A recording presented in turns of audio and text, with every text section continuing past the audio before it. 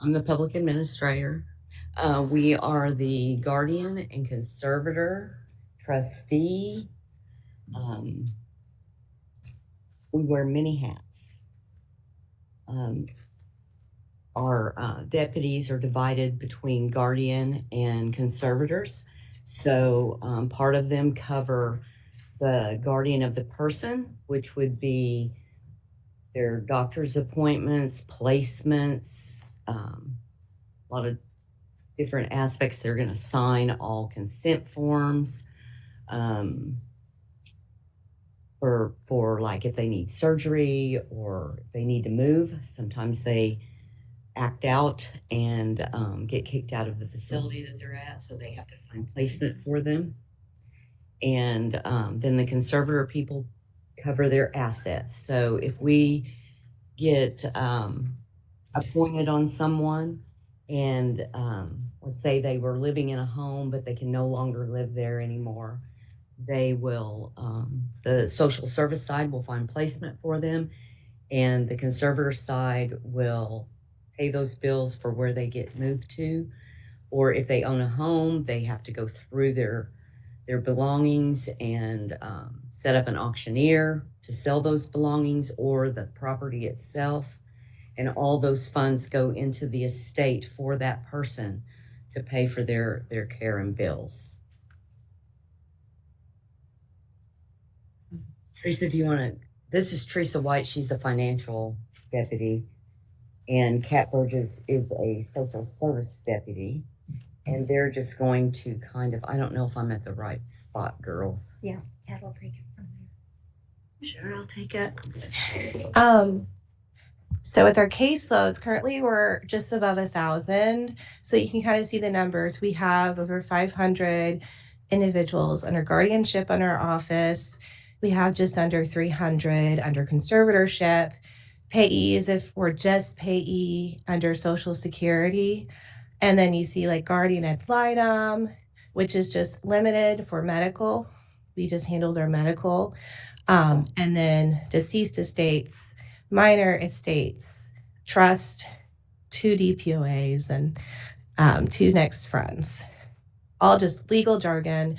But 85% of the individuals we serve have mental illness, whether they're going to be 25 or whether they're going to be 85.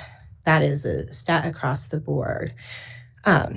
So we are required to see them at least once a year, ideally more, but just given the scope of the amount of people that we see, it's very difficult. And also the span as far as our individuals are all across the state of Missouri, which you'll see on the next slide. But also, we have to be on call 24 hours. We have an all-call system, and we go weekly. And right now, we go on call about once every 2 months.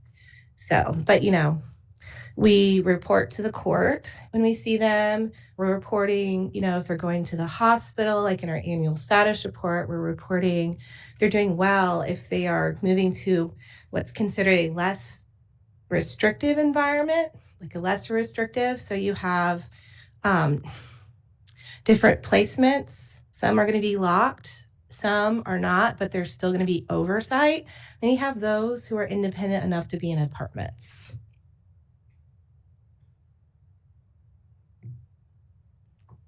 Caseload management. We have the social service deputies, which is Kat, Sasha, Pavla, Robert, Debbie. Okay.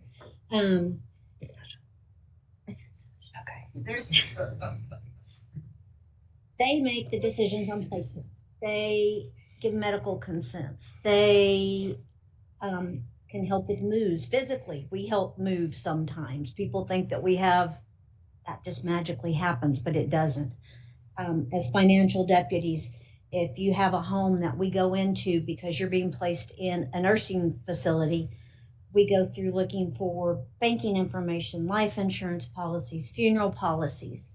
And none of these houses are nice. We have weighted trash knee deep in every room of a 3-bedroom home before. It's in a very nice neighborhood. And I still haven't lived down the day that they had to pick that dog pieces out of. She says, let's go lunch. I'm gonna take you all to lunch. So we went and ate lunch, and then she said, we're gonna go by and check on this ward. And she had large dogs in the house and had not cleaned up after them for some time, and that's how we spent the rest of the lunch hour. But we ate first. We are either conservator or payee on most of our people. Payeeship is something that Social Security appoints you as. We just control that Social Security benefit for them. Conservatorship, it's everything. If they have finances in a retirement account, IRAs, anything like that that we gain control of in a conservatorship, we can administer. The senior administrative deputy does things that we're just conservator and not guardian on. She will do decedents estates. Sometimes if someone passes away and they've been on Medicaid, the state wants money back. So they'll do a force open if they find they have property, and they force open that estate, and then we have to go in and get it ready to sell and pay the state back. Mhm. Oh, and minors, yes. We don't have many minors, but if, say, a child has been the recipient of a large settlement, legal settlement or something, and family's not appropriate to administer that for them, the court will appoint our office to do that. And every penny we spend has to be accounted for. We don't do anything with credit cards, it has to all be check and receipts. If it's over a certain dollar amount, we have to petition the court to make sure that it's okay that we spend that money on the ward in the way they want. They really enjoy that process. I was just going to expound a little bit on the social services deputy side. We have a lot of our individuals here, and we're able to attend meetings locally for our clients, whether they're in nursing homes or ISLs or whatever. And then we're also attending meetings either by Zoom, by phone. We're talking to doctors just to make a decision on care. We're having to make decisions regarding, should this person be on hospice? What's the best decision? What's the best decision for them? Should they be a DNR? What is the doctor saying? Or maybe it is, do they need to be out of state? I had an individual recently who is full vent. She was technically in like a DMH group home. Well, in case you didn't know, Missouri does not have any nursing homes that serve individuals who are on a permanent vent. They don't get the funding for that. So therefore, they don't serve those individuals. I was having to look in Oklahoma, Illinois, Iowa. I called one place in Kansas. They don't do it anymore.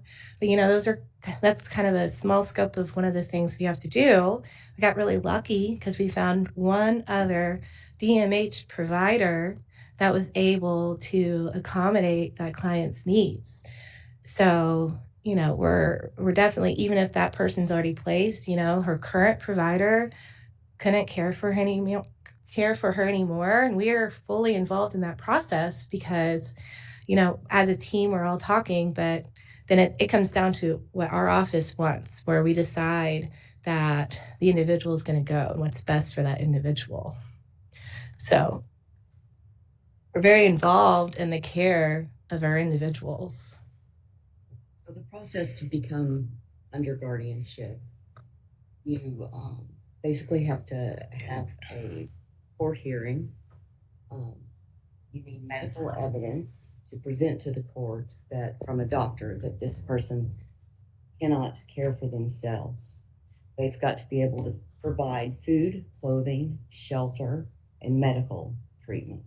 And if they can't provide those things for themselves, then someone petitions the court for a guardian.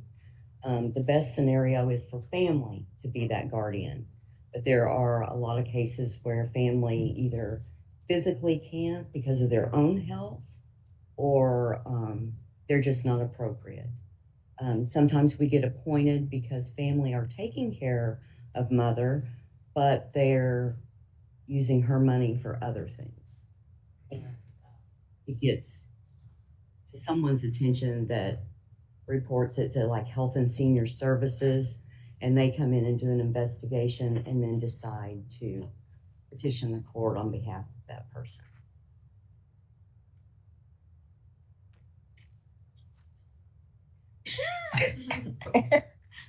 We had another, Pavel and I were going to do this, and Pavel had to call in sick this morning, so we just kind of. We're winging it. That's good. So the guardianship can be revoked, transferred, or to another administrator. We had a case where we were the guardian and conservator for a gal, and her parents, they decided that they wanted more control than we would allow them to have. So they get an attorney and they petition the court, and they ask if they can be the guardian and conservator, or guardian, whichever. And at that point, the court will ask us what I think, if I feel like this is an appropriate move or not. Sometimes we're thrilled, and then other times we kind of feel like we're not serving the individual if we did resign. I've got one next week that I'll be going to court over. The parents fight all the time, and dad wants to be the guardian, and it will be a constant war, and probably going to remain the guardian for her. So there's just different scenarios where someone can come in. But if the family's appropriate, then we always think that's better. Mm-hmm. Like Kat was saying, we have to see everyone just once a year. That's not very much of checking up on someone that's in a facility. And family members have one person to look out for, so they can visit them weekly or monthly, where we just don't have the manpower to do that. So it's a much better scenario if family is appropriate and can do that for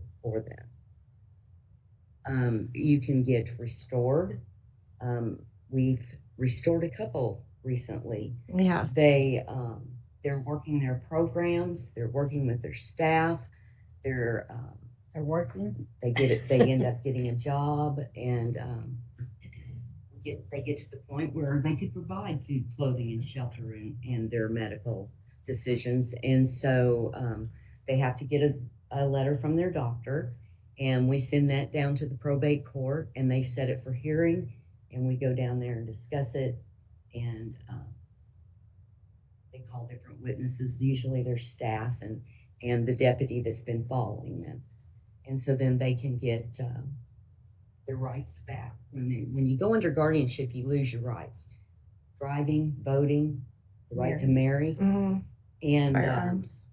There are times when you can, at that initial hearing, if they have the capacity to vote, then they will grant that, and they put it into the judgment that this person's allowed to vote or marry or drive, whichever. Because some of them do have that capacity to do that. Mm-hmm.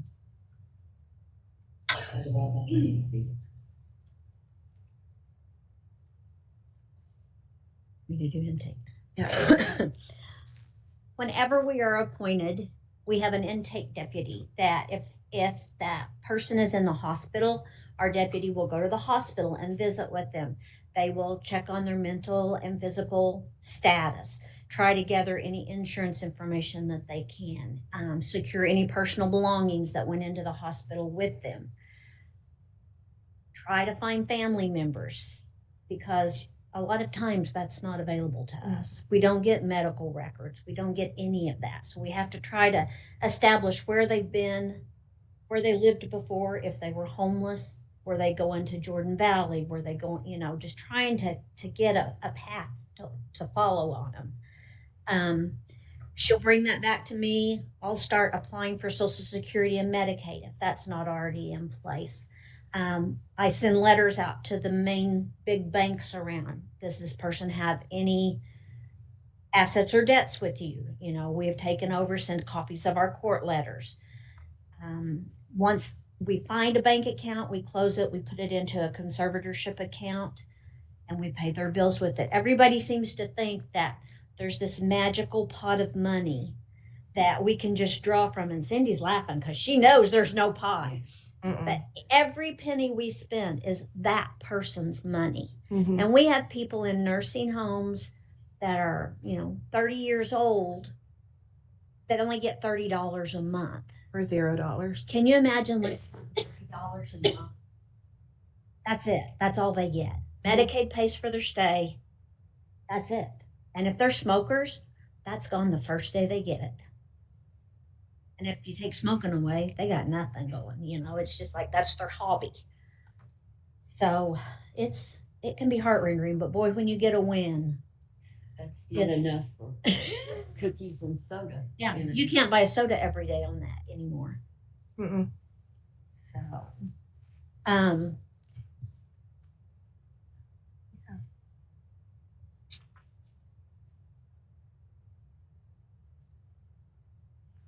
And the assets. Yeah. Those for the state. and I'll always too check the county register to see if there's property somewhere that maybe no one knew about, or a car. Do they have a vehicle somewhere? Have they paid taxes on all that? Where is that vehicle? We use the assessor's website and lot. the recorder's website a lot.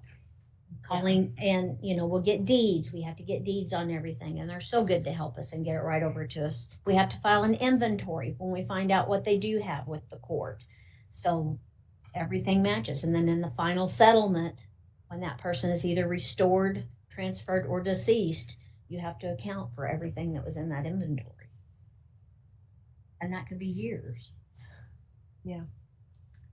Gotta find it all first. Yeah. So kind of like I was saying earlier, we have people across the state of Missouri. So we're covering at least, 70 towns and 36 counties. We have it divided among 5 social services deputies. So the type of placements that we've kind of touched on already includes like skilled nursing facilities, residential care facilities, assisted living facilities, ISLs, host Explain what that homes. Explain what those are. YSLs. I will explain them at the end. Group homes, apartment programs, or their own apartment. So with the nursing homes, it's pretty standard. Some are locked, some are not. Some have dementia units, but you really don't think about this. But nursing homes in the state of Missouri are used also for individuals with severe mental illness. They have what we call behavioral units. Sometimes these are in tandem in nursing homes with geriatric units. That's something we don't think about in the state of Missouri. Mostly it's going to be those nursing homes that, any nursing home is going to take private pay, but these are the ones that take Medicaid. So people who really can't afford higher quality of care above that. But we have individuals with dementia or very high medical needs in nursing homes. And then we have people with very severe mental illness like schizophrenia, bipolar, etc. in nursing homes. So then we have ISLs and group homes and host homes are homes for individuals with developmental disabilities and autism. They get staffing and they're very heavily involved by the state. But that would be a less restrictive environment than a nursing home. RCFs are going to be like a group home for, again, people with mental illness. Then we have apartment programs geared to help people become more independent. Okay. We have a lot of placement difficulties though. Like Sherri was saying, if somebody were to become aggressive in a facility, they're going to get kicked out. Some will keep them. That's not ideal for us or for them. But, a lot of them have, not a lot, but we have some with criminal records. We have some that we're all going to court on a regular basis. And it's just jail's not an appropriate placement where they have time served. And it's a real hardship, especially when you have somebody who's so mentally ill, they get kicked out of the most restrictive environment in the state of Missouri, and there's no alternative except for the streets because nothing can be done. and you have law enforcement scratching their heads. You have local agencies or state agencies scratching their heads. We're just all wondering, what are we supposed to do about these individuals? And it's not just our office, it's other offices. But we're involved in the legal issues. We have to be involved because it pertains to their care. It pertains to their daily life, and they'll be able to make their own decisions in the criminal setting, but we still have to be involved on some level. One thing too, people say, how can you have a guardian and be homeless? We have one that we had a house rented for, paying bills on, chose to be homeless in Kansas City than in a nice, warm, dry house in Springfield. And they just take off. They don't want to follow the rules. They don't want to be accountable. And mad because we're spending his money for rent. Yeah. Why? I don't want to live in that house. Why are you spending my money on that? Right. So you can't force them to go. Right. And then ultimately our goal is to advocate. So whether it's on the state level or whether it's just for the individual for their care, that's what we do. So you guys have any questions? Yes. What's the average size of your caseloads? At least at 110. Our intake person has less because when we have new people, they're going to be in Springfield and she's going to need feet on the ground to help find stuff for this person and get to know this person and get involved in the placement process. So you have to be domiciled in Greene County in order for me to be appointed. There are 114 public administrators in the state, but you have to be domiciled in that county to have me appointed. So then after intake, depending on their behaviors or their issues, there may not be anyone in Greene County who will accept them. And so we start looking elsewhere. So let's say we have someone that we can't find. We want them as close as possible because we have to go see them. But that's not always the case. So they get placed like in Kansas City. So we have the state broken out into areas, and CAT would cover one area, APLA covers another area, and so on.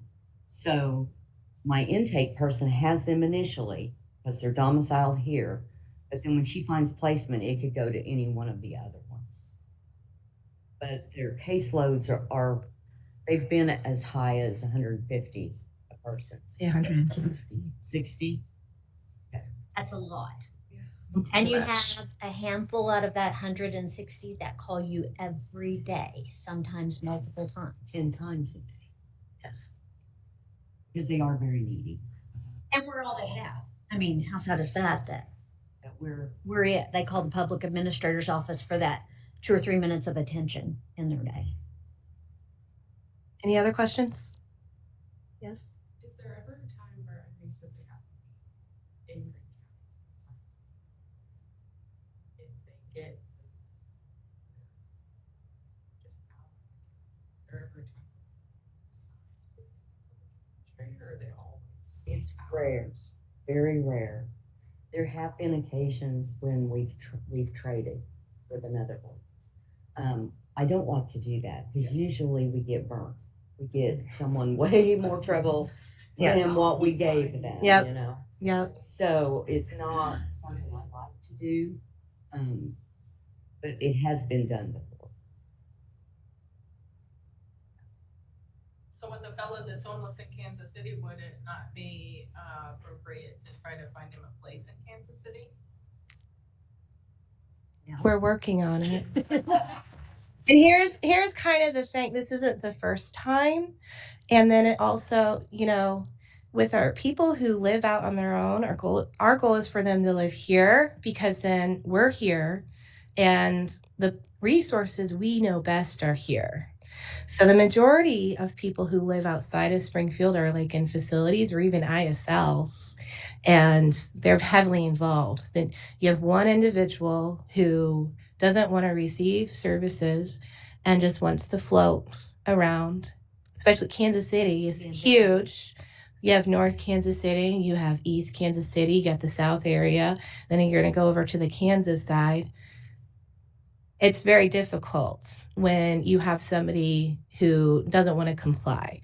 So usually, and with the size of our caseload, we're like, okay, if you're independent enough that you're going to decide that you don't like the jobs here and you want the jobs here, but it's the middle of winter and you're choosing to be homeless, it's like you need to throw me a bone and tell me, like, where are you?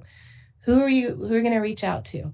I'll say, person's doing some of what they need to do. That's part of the struggle whenever someone just decides they have the ability to up and leave, and let's say they can't pass background checks.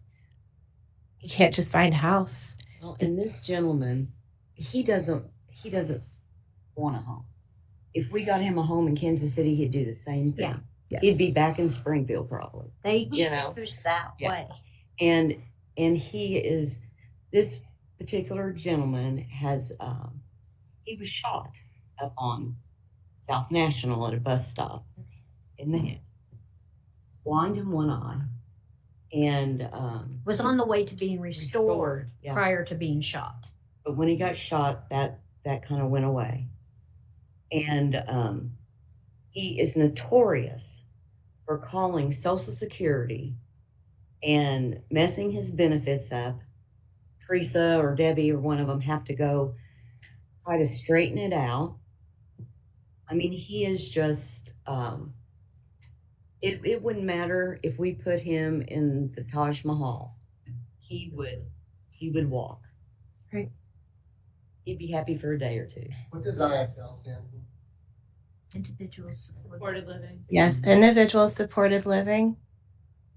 It's a house or apartment that they live in, and they have staff that comes in and make sure that their needs are met, helps them with daily chores and Teaches If them you to get them to cook, appointments. teaches them to do chores.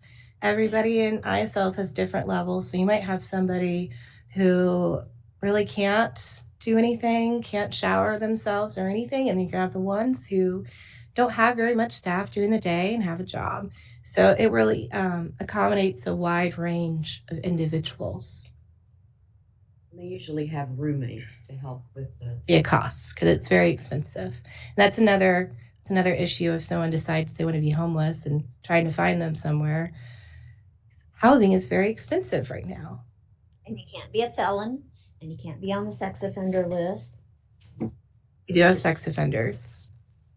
So I would think the one thing, if I could drive home, is we need placement for these people other than in with our grandmas at the nursing home. yes. So bend every ear you can, make noise to help us with that. We're filling the nursing homes with mental health issues and the jail. The jail is our backup mental health hospital. No, that doesn't help anybody. Right.